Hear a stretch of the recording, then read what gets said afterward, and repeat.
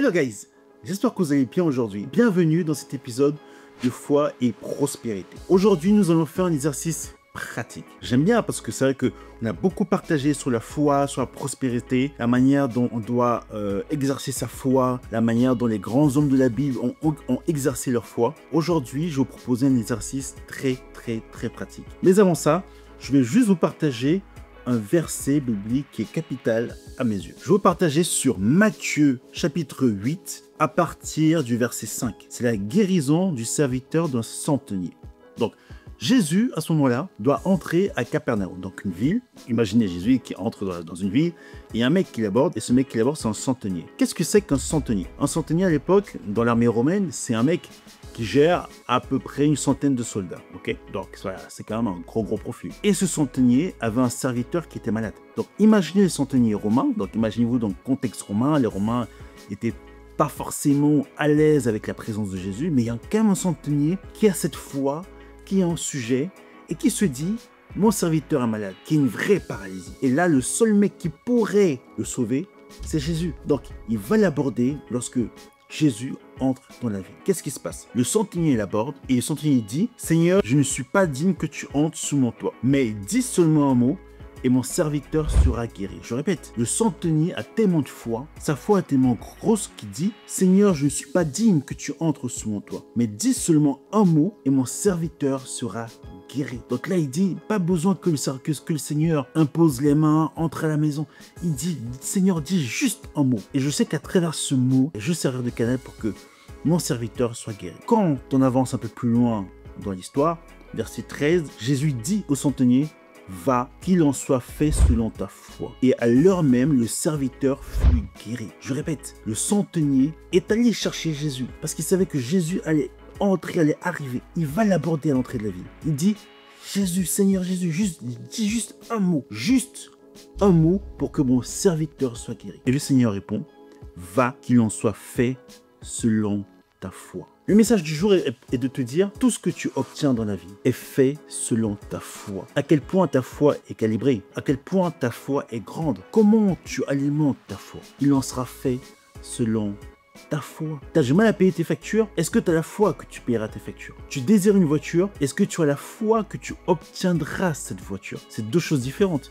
Désirer quelque chose et avoir la foi qu'on l'a déjà et qu'on l'obtiendra. Il en sera fait selon ta foi. C'est incroyable. Je vous rappelle rapidement la définition de la foi dans Hébreux 11. La foi est une ferme assurance des choses qu'on espère et une démonstration de celles qu'on ne voit pas. Donc, la foi est une ferme assurance des choses qu'on espère. Pour espérer, à nouveau, il faut cartographier, il faut l'imaginer, il faut le souhaiter, il faut désirer. Mais c'est une ferme assurance des choses qu'on espère. Donc, tu as l'assurance que tu auras ce que tu espères. Là, le centenier, dans notre exemple, il a l'assurance qu'avec un mot, son serviteur sera guéri. Il le sait, il a fait le trajet pour ça. Au point de dire, je ne suis pas digne que tu entres sous mon toit. Juste dis un mot, va, il en sera fait selon ta foi. Et en complément, est une démonstration de celle qu'on ne voit pas. Donc, parce que tu as espéré quelque chose, parce que le Seigneur te récompense, parce qu'il est grand et qu'il est puissant, il te démontre à travers une surprise complémentaire, à travers des dons, des cadeaux supplémentaires, la démonstration que c'est lui le Seigneur. Et je te fais un petit schéma dans la vie, un schéma très simple, qui est pour moi la définition de l'évolution, ok, et de l'application de la foi au quotidien, dans sa vie, au fur et à mesure du temps, au fur et à mesure de la croissance. Si je reprends la définition de Hébreux 11, la foi est une ferme assurance des choses qu'on espère, une démonstration de celles qu'on ne voit pas. Je prends un exemple. Tu espères, avec ton business, faire 100 000 euros, par exemple. Tu veux faire 100 000 euros. Donc tu espères, c'est une ferme assurance des choses que tu espères. Donc tu pries pour ça, tu as dit Seigneur, j'ai la foi que je ferai 100 000 euros. Parce que le Seigneur est bon, il va te démontrer que c'est lui qui est puissant parce que tu lui as fait confiance. Tu ne feras pas 100 000 euros, tu feras 200, 300 000 euros. À ton avis, l'année suivante, sur quel chiffre tu vas baser ta foi? Est-ce que tu la baseras pour faire 200 000 euros ou 100 000 euros à nouveau? Non, puisque tu as déjà fait 300 000 euros. Tu vas remettre ta foi sur quelque chose dont tu espères, sur quelque chose que tu n'as pas. Donc tu vas mettre ta foi sur 500, 600, 700 000 euros. Et bis repetita, la démonstration de ce que tu n'as pas. Donc, le Seigneur va te démontrer qu'il est puissant et tu feras peut-être 1 million. Et tu as vu, en 2 ans, tu passes de 100 000 euros à 1 million. Et c'est ça, le progrès. Et c'est ça, le cheminement de la foi avec Dieu.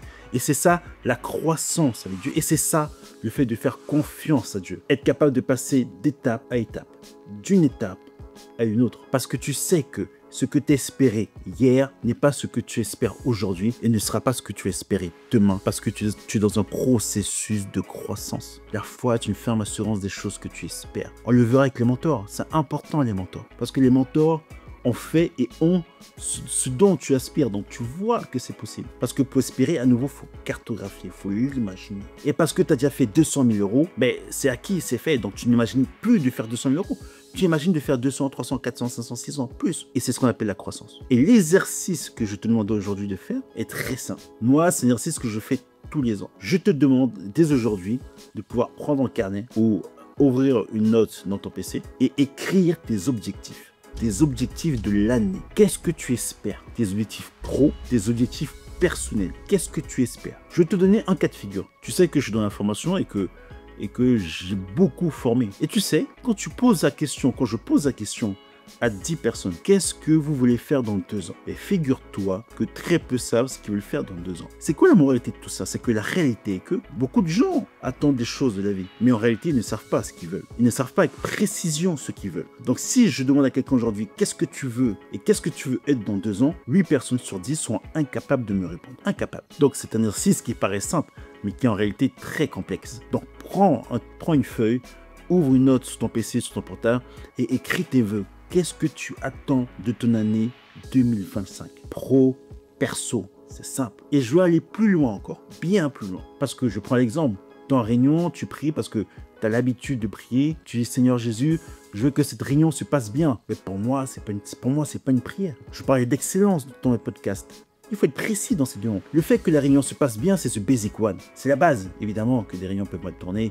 Évidemment qu'on peut sortir d'une réunion n'ayant pas ce qu'on veut. Mais pour moi, c'est la base qu'une réunion se passe bien. Parce que je t'ai préparé, parce que tu étais bon. Non. Ce qu'il faut demander à Dieu, c'est l'objectif que tu attends de cette réunion. Tu es en réunion ou tu es en présentation avec ton prospect, mais il faut dire, Seigneur, je veux que ce prospect signe mon contrat. Tu lances une masterclass, j'en sais rien. Tu es en conférence, Seigneur, je veux transformer X personnes. Dans ta requête, tu dois mettre des chiffres, de la data, des choses précises. Pour entrer dans Hébreux 11, la foi est une ferme assurance des choses qu'on espère. Il n'y a pas de hasard dans les choses qu'on espère. Si tu veux une Porsche 911, tu dis Seigneur, aujourd'hui, cette année, je veux ma Porsche 911. Si tu veux rouler un SUV Volkswagen, tu dis Seigneur, cette année, je veux mon SUV Volkswagen. Tu ne diras pas Seigneur, donne-moi un SUV. Non, il faut être précis dans ses requêtes. La foi est une ferme assurance des choses qu'on espère. Il faut que tu espères ta Volkswagen. Pourquoi je te dis ça? Parce que souvent, il y a des personnes que j'accompagne, pas des personnes, le truc, d'ailleurs c'est l'erreur que beaucoup de gens font, c'est quand ils ont des objectifs vagues, très vagues. Je veux que cette réunion se passe bien, je veux que ce moment se passe bien. Non, non, pas suffisant. Mais oui, c'est sympa que ce soit sympa, évidemment, mais c'est pas suffisant. Quel est l'objectif de ta conférence?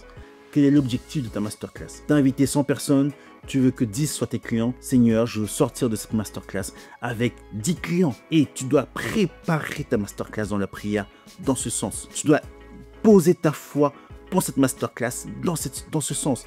Et pas rester vague en me disant, oui, il faut que ça se passe bien. Non, le fait que ça se passe bien, c'est juste le basic one, c'est la base. Donc c'est l'exercice que je te demande de faire aujourd'hui, de pouvoir prendre une feuille, écrire tes objectifs trimestriels, annuels, avec précision. Et je veux des chiffres, je veux de la temporalité. Si tu es entrepreneur, je veux du chiffre d'affaires. Il faut du chiffre d'affaires. Seigneur, je veux faire 50 000 euros cette année. Seigneur, je veux faire 100 000 euros cette année. Seigneur, je veux faire 10 millions d'euros cette année.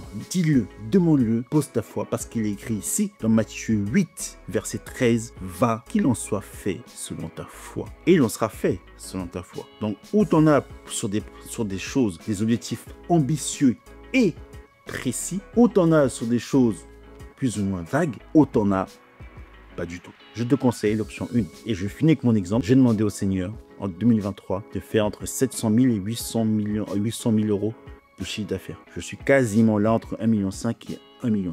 Parce que j'ai mis des chiffres, j'ai espéré en montant.